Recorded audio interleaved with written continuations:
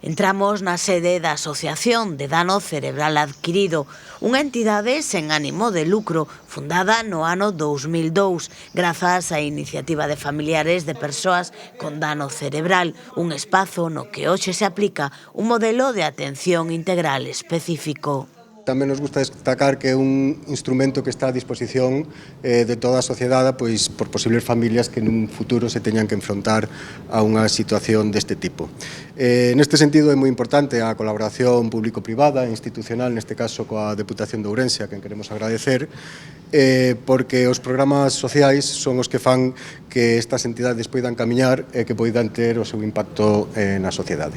Hoxe recibían a visita do presidente da Deputación, Luís Menor, que louvaba o traballo cada día se fai desde a asociación.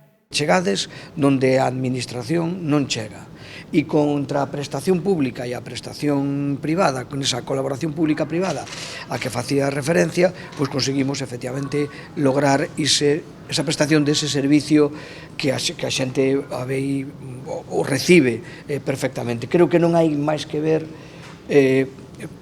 paseando mínimamente por estas instalacións, a calidade das mesmas, o servicio individualizado que se presta, a atención profesionalizada que se presta e o que supón isto de recuperación, evidentemente, de axuda para as víctimas deste dano cerebral e tamén para as súas familias. A institución provincial puxo en marcha un programa de concurrencia competitiva baseado en proxectos e obxectivos ao que poden presentarse asociacións como esta.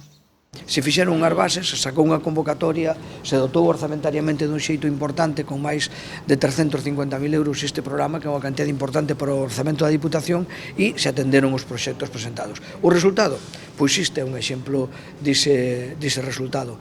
Un resultado en onde temos as persoas, neste caso con dano cerebral adquirido, mellor atendidas gracias a este programa, porque axuda a levar evidentemente esa axuda, esa atención, tanto no ámbito inmediatamente ambulatorio, posterior ao que é o dano que se produce ou a fase aguda, nesa chamada fase subaguda ou ambulatoria, e tamén despois na continuidade na que se denominadas como fase crónica, naquela na que xa o dano se estabiliza, hai que continuar axudando e recuperando.